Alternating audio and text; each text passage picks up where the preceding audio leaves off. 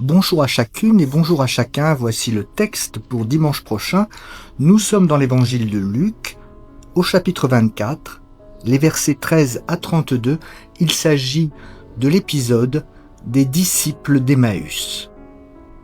Le même jour, 2 disciples vont à un village appelé Emmaüs. C'est à 2 heures de marche de Jérusalem. Ils parlent ensemble de tout ce qui vient de se passer. Pendant qu'ils parlent et qu'ils discutent, Jésus lui-même s'approche et il marche avec eux. Les disciples le voient, mais quelque chose les empêche de le reconnaître. Jésus leur demande « Vous discutiez de quoi en marchant ?» Alors les disciples s'arrêtent, ils ont l'air tristes.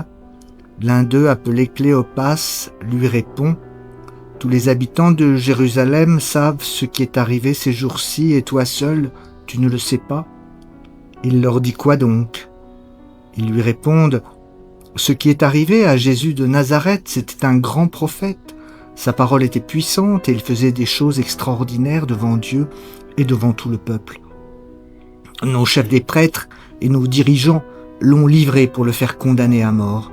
On l'a cloué sur une croix et nous espérions que c'était lui qui allait libérer Israël. Mais voici déjà le 3e jour depuis que c'est arrivé.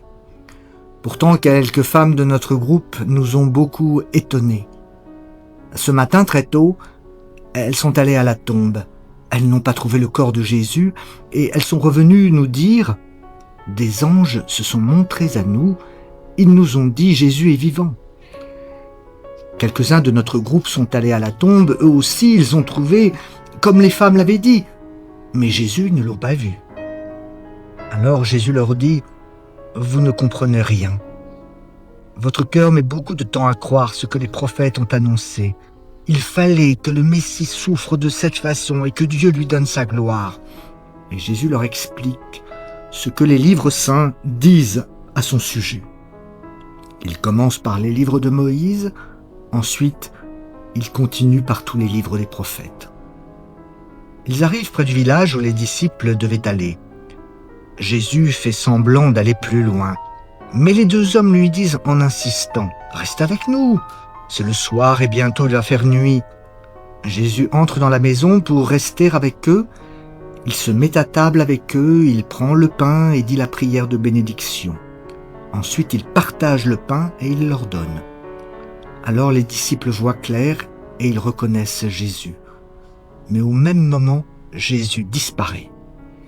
Ils se disent l'un à l'autre, « Oui, il y avait comme un feu dans notre cœur pendant qu'il nous parlait sur la route et nous expliquait les livres saints. » Voici avec le texte des disciples d'Emmaüs une autre apparition de Jésus à ses disciples, très différente de l'apparition que nous avons vue dimanche dernier où il s'agissait des disciples dans leur pièce fermée à clé de peur des autorités juives. Là, 2 disciples qui s'en vont très tristement parce qu'ils sont déçus de ce qui vient de se passer à Jérusalem, mais ils partent vers Emmaüs pensant que bon voilà, l'histoire est terminée.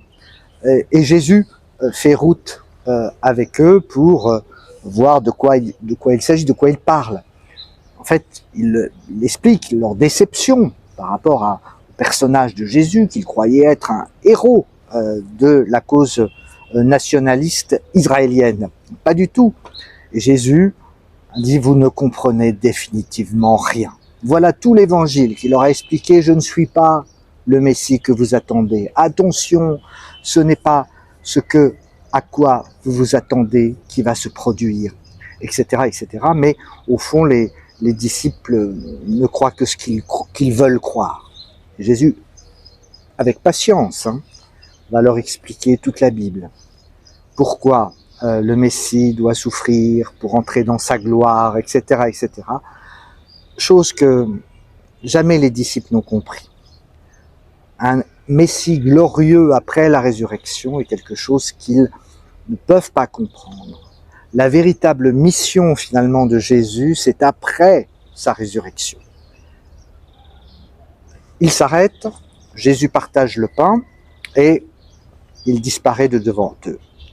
Et à ce moment-là, il se passe quelque chose de très important, c'est à l'intérieur des disciples un feu, une force qui leur fait reconnaître Jésus. Et non pas le Jésus terrestre, le héros qu'ils avaient cru être, mais le Jésus ressuscité. Et qu'est-ce qu'il laisse finalement, Jésus, à l'humanité? Il laisse deux choses, la Bible et le partage du pain et du vin. Ce qu'il reste à l'Église aujourd'hui. Donc, ce que nous pouvons dire de ce texte des disciples d'Emmaüs, c'est que la matérialisation du ressuscité, c'est dans la Bible et dans le pain et dans le vin partagé.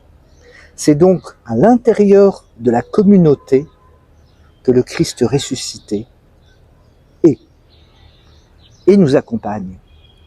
C'est pour ça que je trouve ce texte extrêmement poignant, parce qu'il dit exactement ce qu'il nous reste.